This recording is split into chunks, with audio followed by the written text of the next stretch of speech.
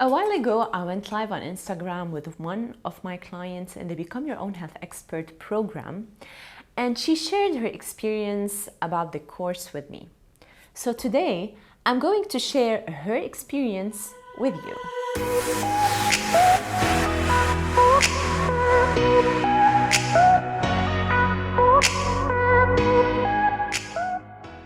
My self-paced online course, Become Your Own Health Expert, helps people who struggles with a negative relationship with food restrictions, who are stuck in this vicious cycle of dieting and restricting, in becoming free from food, enjoying food again without feeling guilty, creating this healthy and positive relationship not only with food but with themselves, with their own body. They also learn to create sustainable habits and to learn the pillars of a healthy lifestyle to create a self-care routine. So let's watch why my client Karen decided to join the course in the first place.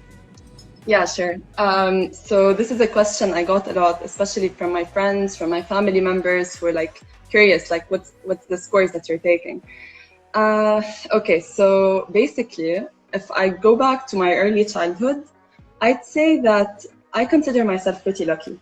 So I was raised in a home where there weren't any restrictions. Body image never was much of an issue. My parents were very open. For example, my mom would like get us some chocolate bars and she'd be like, these chocolate bars for me and my brothers, she'd tell us, these are yours. I'm not gonna go and hide them in some closet for you to look for them. Instead, I want you to eat these chocolate bars when you feel like eating one, but pay attention, like these chocolate bars aren't the best thing for your health, so you're gonna eat them in moderation. Now that's the way I was raised in my home. We'd never go around and saying, wow, you're putting on some weight, or oh my God, you're getting slimmer. We'd never say such things. So I really consider myself lucky. You are. Because I know it's not the case for many people. But the thing is, you grow up and you meet this big fat liar called social media. And social media tends to make you feel like everything in your life, like if it feels okay for you, well, it's not okay. We need to change that. Something needs to change.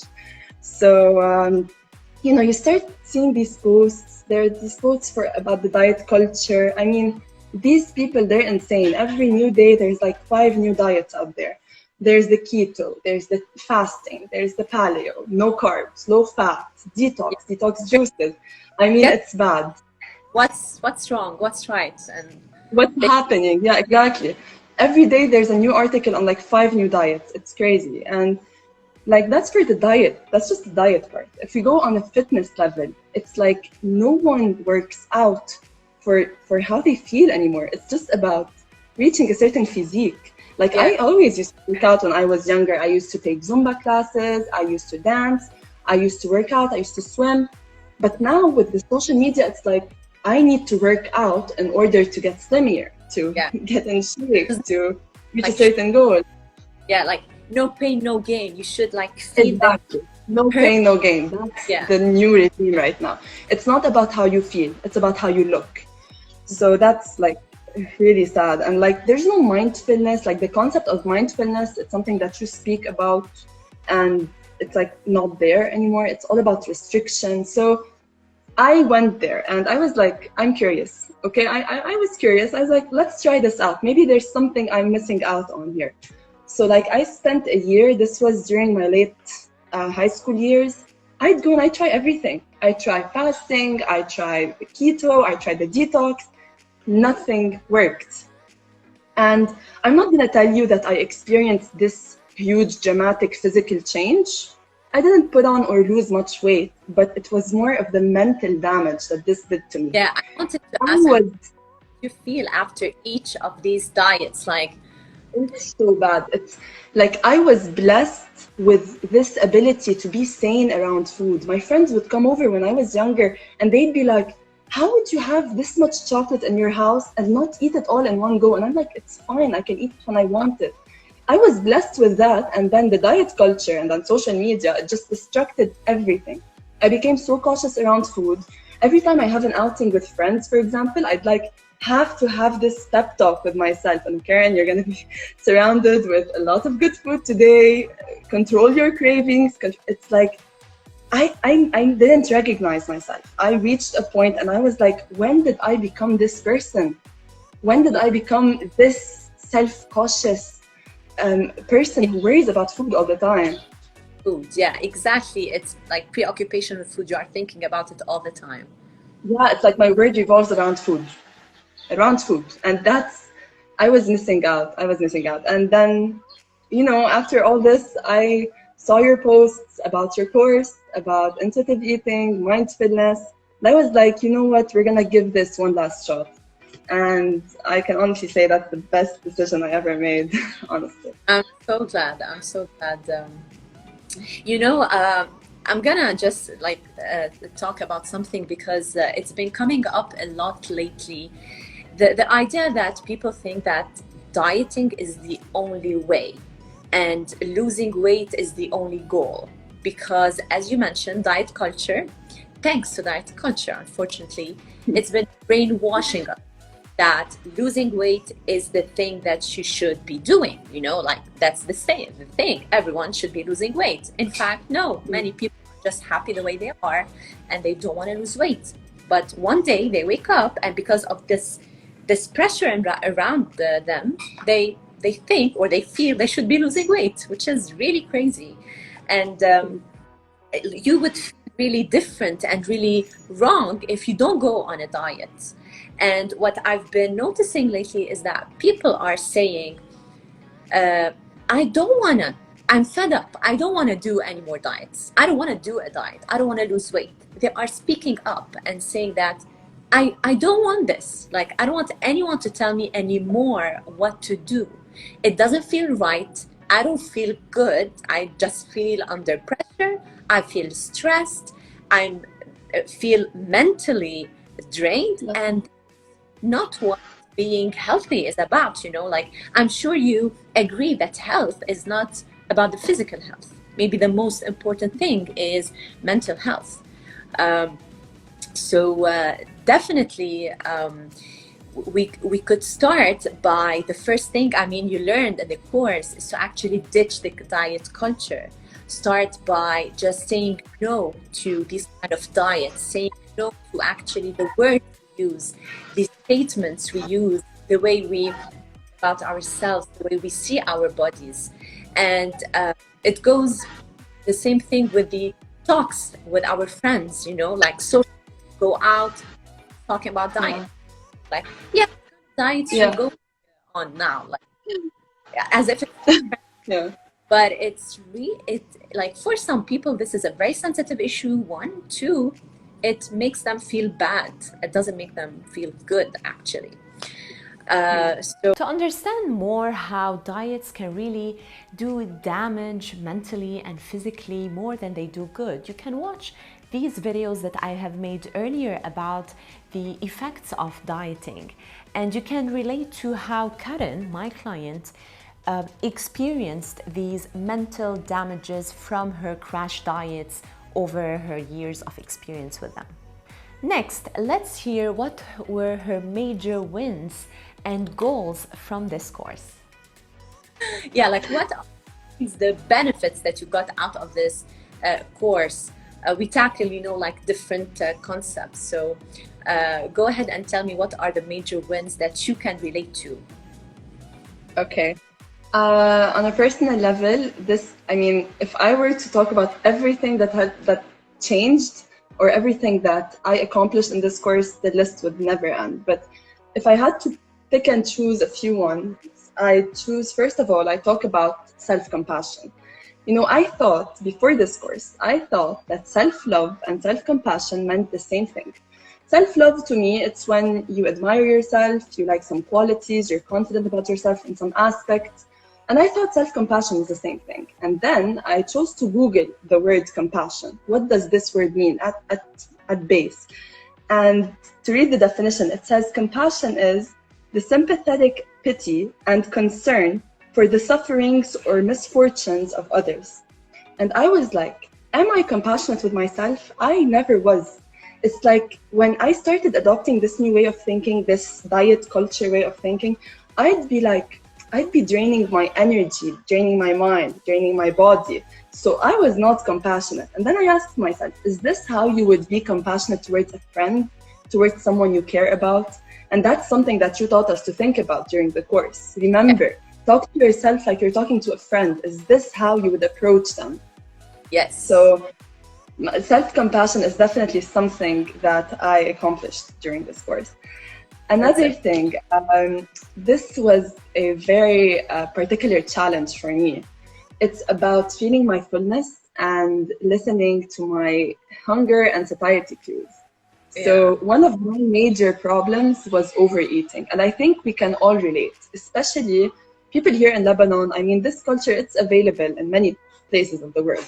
But Pamela, you're Lebanese, and you know the typical Lebanese saying, and if you don't finish your plate, you're a bad person. You need to finish it up, eat everything there. Even if you're full, the food is so good, you need to finish it up. So this was something that really triggered overeating. It made me deaf to my own body's signals. When my body was like, I am full, I can stop eating now, and you keep feeding it. The food is good, the plate isn't done yet.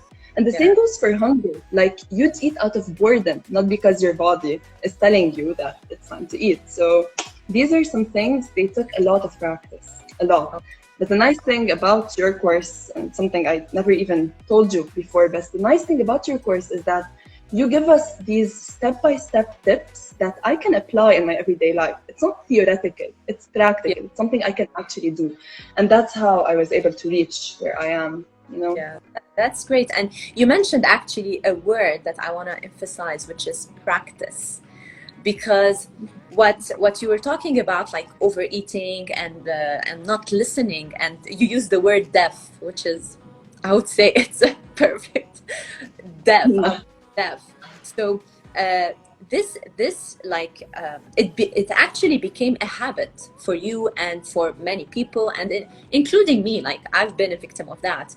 It becomes a habit to overeat. You know, like it becomes a habit to the plate, even though we're not hungry anymore. So in order to break that habit, it's gonna take some time, because this habit has developed over how many years now? 18, let's say. Yeah. You had a year to unlearn this habit. So that's been there for years and years, cannot be like changed in one day. And many people think that, yeah, in 1 week I'm gonna, you know, like turn my life upside down, or in 1 month. But unfortunately, it's not that easy. But you can start doing it by practicing. And the word practice you use is very important. And you know, I'm sure maybe you can relate. It's not only you practice it once. You need to like keep on practicing, because once you stop practicing, then you're gonna relapse into Yeah. In fact, the nice thing was, before this course, my longest streak on going on a habit was like a few days, a week probably. That was my streak, and that's a week. And after this, I even like that the first part of your course is in fact 90% of your course is like, before even discussing the food part, it's about listening to your own body. And that's what I loved so much about it. And the first part, where we discussed creating sustainable habits, I mean, the smartest thing ever was starting the course off with that point, because everything that I learned in the course was to become a habit. So it's like I took the foundation and I spent the entire course and a few months after that putting things to practice, until eventually most of the things that I do right now, they became programmed within me. So. Part of your lifestyle. Exactly. This is the first time you tell me, actually. Yeah, it's been months, because it's been months of hard work, but yeah, we're getting there. Something new. I'm so happy. It really makes me feel really happy. The feedback that I get from you and from other students, it really it is important, because I can, like, you know, work on it more, maybe to make the course better, even if there's something that wasn't good, I will just work on it. So it's really important. I love this feedback, and thank you so much for it. Sure. I want one more question. Like, other than, you mentioned self-compassion, and you spoke about sustainable habits, and you talk about like practice and becoming a habit and all of this. Have look, or has your relationship to food, the way you see food every day, has it changed? Because you mentioned something about like every time you want to go out in a social setting, you need to prepare yourself. Like, are you able now to feel comfortable around food? Okay. Yeah.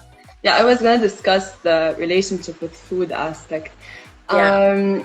Yeah, I just wanted to get back in touch with, that's something you always say, with the intuitive eater inside me, with the person inside me who knows how to listen to her own body and her own signals. So when I focused on that idea, instead of focusing on weight, on calories, on macros, and stuff like that, it's like automatically I stopped labeling food. I stopped saying that this chocolate cake is bad and this brown baked falafel wrap is healthy. It's like now I focus on how food makes me feel. So it's not about the food anymore. It's about me. It's about my health. So if I'm craving this chocolate cake, I'm like, okay, I'm gonna eat it. But again, I realize that I can't always eat chocolate cake. I have to be rational. So it's like, how does this food make me feel? If I'm going before a workout, I know I'm gonna need some carbs, some protein for the energy. So I'm not gonna go and restrict myself from the bread and the rice. And so it's like I feel so relieved. I feel free. That's the word. I feel free. It's Yeah. like, yeah, I can go out and I'm like, we tend to forget إنه هيك in Arabic they say this إنه الأكل لذة إنه eating it brings us satisfaction. It joins people together. It's a celebration. So it's like we tend to forget that when we go into diets and we dive into the diet culture. So, taking this course, it definitely reminded me that no, what you're eating, you enjoy that. You should, really take that and, cherish it. And of course, always be aware of your body and how it feels, how it responds to what you're eating, because the essence is you and it's not this brownie or this cookie in front of you. Yeah, So, yeah. It's amazing what you said about the intuitive eater inside of you, and I just want to elaborate on that idea. I always mention it, that every person, each one of us, is an intuitive eater or has been an intuitive eater, because a child, when he wants to eat, he cries, right? The child cries, I want to eat. Give him food, and then when they're full, they just stop, right? But then what happens? no matter how good the food is, they just Yeah. stop eating. They just stop, because this is being intuitive. But then with time, with years, especially the way this child will be raised, if he is forced to eat even though he's not hungry anymore, if every time he cries we give him a chocolate instead of communicating the reason why he is upset, will start changing his relationship to food, and he starts seeking food for comfort. If they're sad, they will go and have food, and this what develops eventually emotional eating. We're not gonna get into that right now, but yeah, like, with not only the way we're raised, the social media, the environment, the experiences we are surrounded with, they all change this intuitive eating nature, and we start relying on outside factors, right?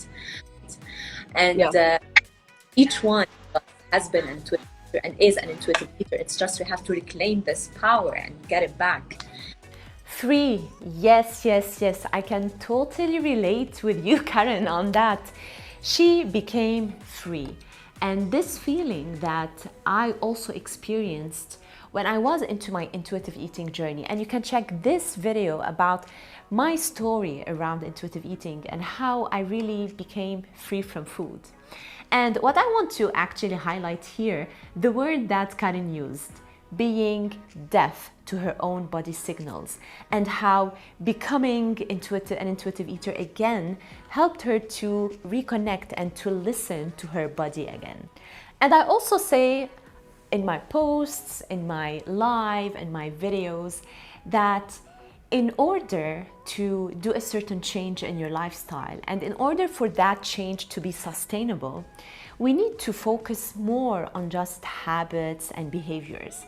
We need to focus on our identity, the person we want to become in the process. It should also start not only from the person, it will start from our mindset. What is this new mindset and identity we want to create? So let's listen to what kind of mindset shifts Karen has experienced during her course.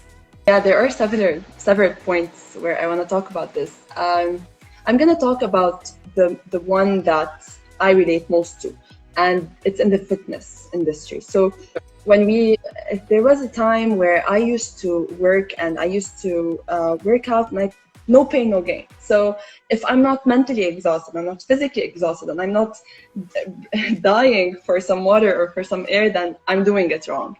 And it's like, after I took your course, I started focusing on how working out makes me feel, because that's what got me into fitness in the first place. It's when I used to be angry, I used to relieve my stress, I used to feel free. So I reclaimed that power and I started focusing on pleasurable activities. So I don't just do sports just to do it. I focus on doing it if it makes me feel good. If it makes me too tired, too exhausted, okay, there is going to be some exhaustion, it's fitness. But if I don't enjoy it, then what's the point? What's the point? So that's the first major mindset shift that I definitely achieved.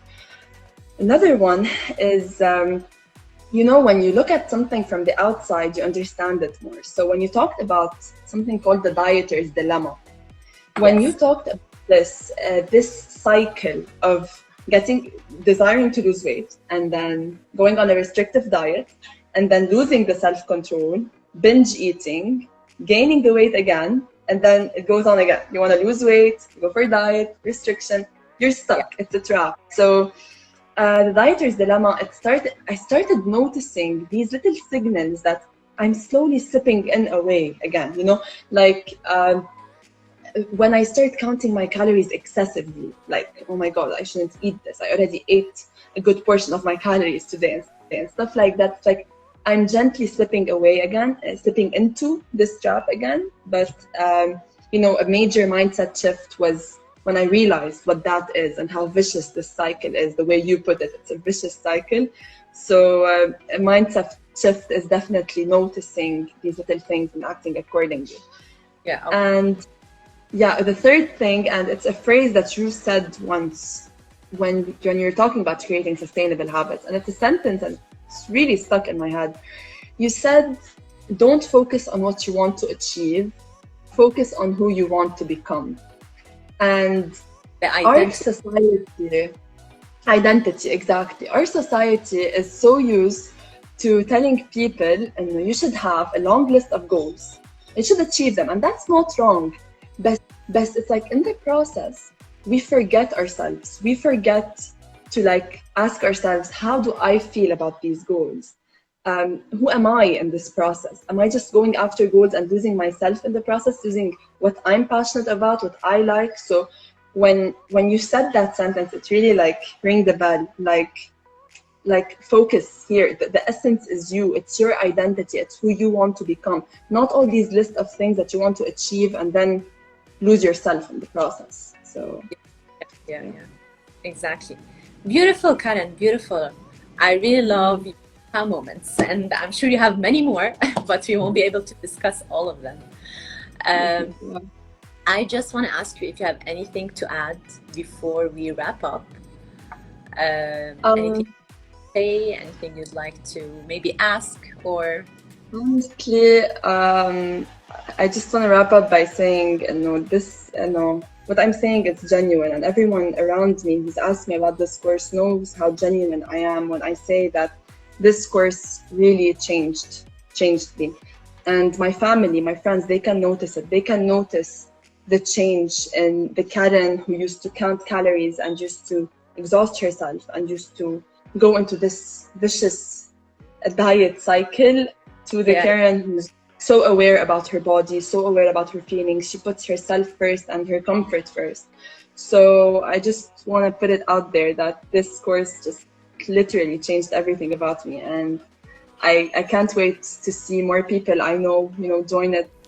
I have this big smile on my face and this real joy in my heart when I hear people saying that the course changed their life.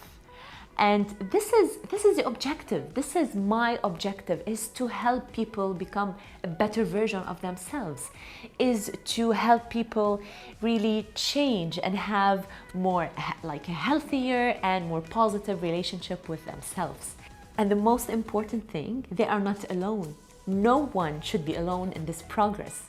So if you are ready to start your intuitive eating journey, go ahead and book a discovery call with me. I'm going to place the link in the description below. I will see you in the next video.